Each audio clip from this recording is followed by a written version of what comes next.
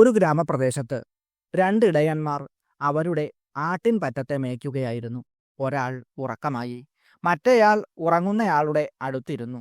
അപ്പോൾ ഉറങ്ങുന്നയാളിന്റെ മൂക്കിൽ നിന്നും ഒരു വണ്ട് വായുവിലേക്ക് പറന്നു പോകുന്നത് കണ്ടു. അയാൾ കുറച്ച് ആടുകളെ കറന്ന് ഒരു പാത്രത്തിൽ പാലെടുത്ത് പാൽക്കട്ടിയുണ്ടാക്കി. പാത്രത്തിനു കുറുകെ ഒരു കത്തി വച്ചു. ഒരു വണ്ട് വന്ന് കത്തിയിലിരുന്ന് ഒരറ്റത്തു നിന്നും മറ്റേ അറ്റത്തേക്ക് നടന്നു. അത് കത്തിയുടെ എല്ലാ ഭാഗത്തേക്കും പോകുന്നത് ആട്ടിടയൻ ശ്രദ്ധിച്ചുകൊണ്ടിരുന്നു.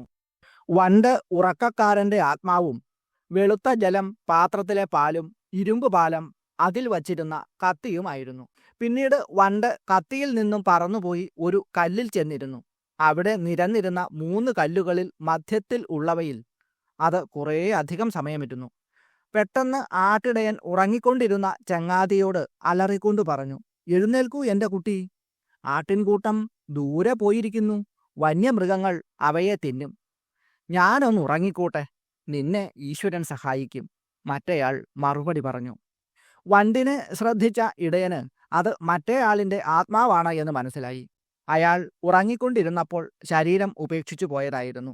അയാൾ ചോദിച്ചു, "സഹോദരാ, ഞാൻ നിങ്ങളിൽ നിന്നും നിന്റെ സ്വപ്നം വാങ്ങിക്കോട്ടെ?" "ശരി, ആയിക്കോളൂ. നിന്റെ സ്വപ്നത്തിനു പകരം ഞാൻ ആട്ടിൻകൂട്ടത്തെ നോക്കുന്നതിന് കിട്ടുന്ന വേതനം തരാം." ഉറക്കക്കാരൻ സമ്മതിച്ചു. മറ്റവൻ പറഞ്ഞു, "ഇനി നിന്റെ സ്വപ്നം എന്താണെന്ന് പറയൂ."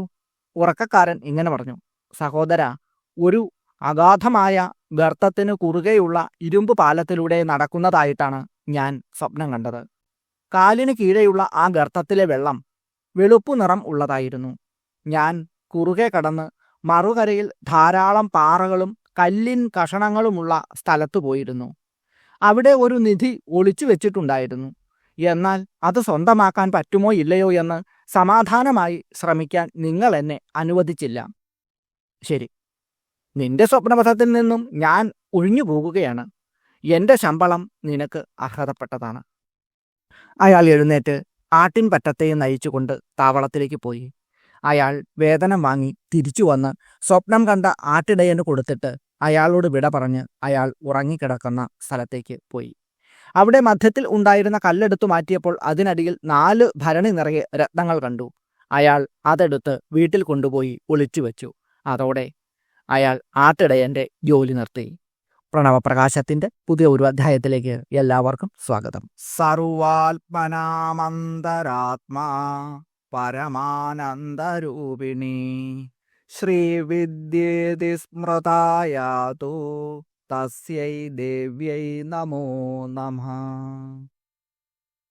ഏതൊരു ജീവികളുടെയും ഉള്ളിലുള്ള ആത്മാവായി പരമമായ ആനന്ദം രൂപമായിട്ടുള്ളവളായി ശ്രീവിദ്യ എന്ന് സ്മരിക്കപ്പെടുന്നുവോ ആ അമ്മയ്ക്ക് നമസ്കാരം, നമസ്കാരം.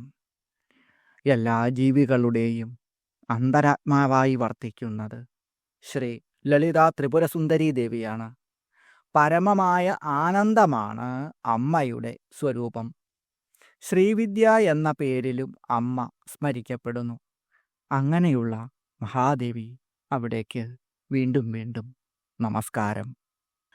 ശ്രീ പരമേശ്വരൻ തൻ്റെ പകുതി ശരീരം പാർവതീദേവിയിൽ പ്രസാദിച്ചുകൊണ്ട് അമ്മയ്ക്ക് നൽകി അർദ്ധനാരീശ്വരനായി. ശ്രീകൃഷ്ണനിൽ നിന്നും ശിവാഷ്ടോത്തരം സ്വീകരിച്ച പാർവതീദേവി അതുകൊണ്ട് ഭഗവാനെ സന്തോഷിപ്പിച്ചാണ് പകുതി ശരീരം വാങ്ങിയത്. ശ്രീകണ്ഠൻ്റെ പകുതിയാകുന്ന ശരീരത്തോടു കൂടിയവൾ എന്ന അർത്ഥത്തിൽ ശ്രീകണ്ഠാർത്ഥശരീരിണി എന്ന നാമമന്ത്രം ലളിതാസഹസ്രനാമത്തിൽ 392-ാമത്തേതായി വശിന്യാദി വാഗ്ദേവതകൾ നമുക്ക് നൽകുന്നു. ശ്രീകണ്ഠൻ എന്ന വാക്കിൻ്റെ അർത്ഥം നോക്കാം. ശ്രീ എന്നാൽ വിഷം. വിഷം കഴുത്തിൽ വറ്റിച്ച് നീല നിറത്തിലുള്ള കഴുത്തോടുകൂടിയ ശിവൻ, അതായത് നീലകണ്ഠനായ ശ്രീപരമേശ്വരനാണ് ശ്രീകണ്ഠൻ. ആത്മാവ് മാത്രമാണ് ഉണ്ടായിരുന്നത്. പിന്നീടത് തന്നെത്താൻ 2ആയി പിരിഞ്ഞു. അതിൽ നിന്ന് ഭർത്താവും ഭാര്യയും ഉത്ഭവിച്ചു എന്ന് ബൃഹദാരണ്യക ഉപനിഷത്തിൽ കാണുന്നു. ഒരേ ശക്തി തന്നെ പുരുഷനും പ്രകൃതിയുമായി പിരിഞ്ഞ് ശിവനും ശക്തിയുമായി നിലകൊള്ളുന്നു എന്ന് അർത്ഥം. ശിവനിൽ നിന്നും ഭിന്നയല്ല ദേവി എന്നാണ് ഇതിൽ നിന്നും മനസ്സിലാക്കേണ്ടത്. തത്രയാ സാ മഹാഭാഗ ശങ്കരസ്യാർത്ഥകായിനി കായാർത്ഥം ദക്ഷിണം തസ്യാ ശുക്ലം വാമം തഥാസിതം ആത്മാനം വിഭജസ്വേതി പ്രോക്താ ദേവി സ്വയംഭുവാ തദൈവ ദ്വിവിധാ ഭൂതാ ഗൗരീ കാളേതി സാദ്വിജ.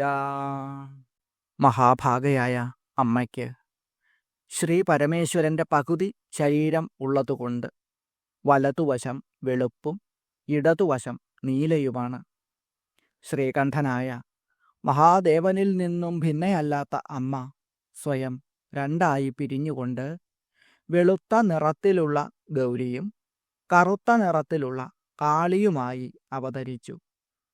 ഇതിൽ ഓരോ രൂപവും ഭഗവാന്റെ പകുതി ശരീരങ്ങളാണ്. അതുകൊണ്ട് കാളി രൂപത്തിലാണെങ്കിലും ഗൗരിയുടെ രൂപത്തിലാണെങ്കിലും അമ്മ ശ്രീകണ്ഠൻ്റെ പകുതി ശരീരം തന്നെയാകുന്നു. അതുകൊണ്ട് ശ്രീകണ്ഠാർത്ഥ ശരീരിണിയാണ്. അ ശ്രീകണ്ഠ സുരേശശ്ച ലലാടം കേശവോ അമൃത എന്ന് മാതൃകാകോശത്തിൽ പറയുന്നു. അ എന്ന അക്ഷരത്തിന് ശ്രീകണ്ഠൻ, ഇന്ദ്രൻ, നെറ്റിത്തടം, വിഷ്ണു എന്നിങ്ങനെയുള്ള നാനാർത്ഥങ്ങൾ ഉണ്ട്. കാതിലൂടെ കേൾക്കുന്ന ഭാഷാരൂപമാണ് വൈഖരി. എല്ലാ അക്ഷരങ്ങളിലും ആ എന്ന അക്ഷരം ഉണ്ട്. അകാരോ വൈ സർവ വാക്സൈഷ സ്പർശോഷ്മഭിർവ്യജ്യമാന ബഹ്വി നാനാരൂപാ ഭവതി എന്ന് ശ്രുതി. എല്ലാ ഭാഷണങ്ങളും അ ആകുന്നു.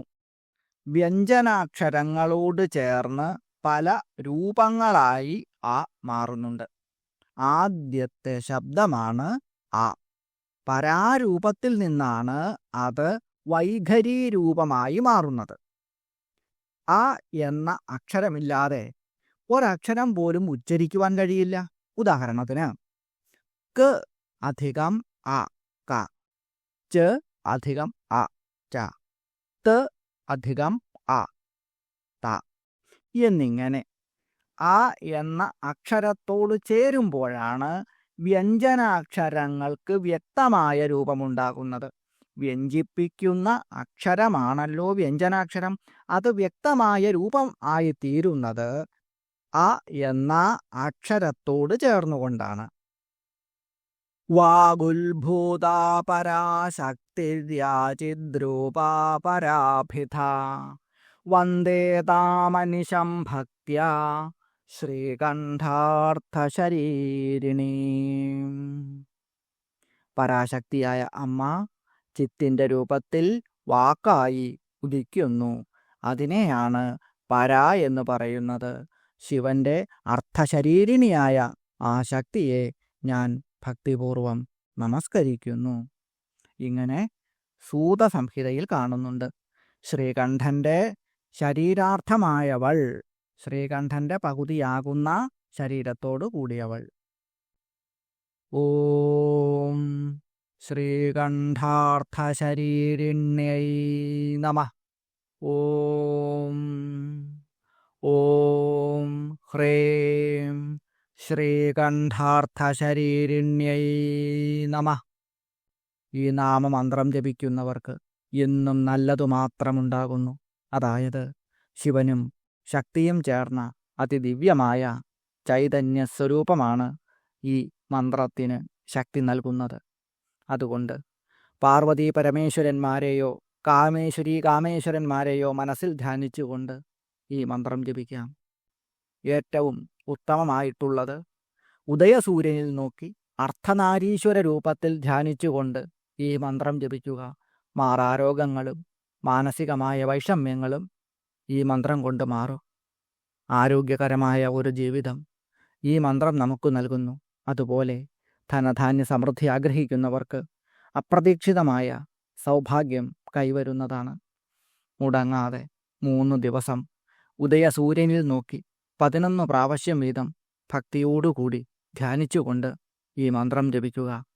അത്ഭുതകരമായ ഫലമായിരിക്കും അതുകൊണ്ട് ഉണ്ടാവുക.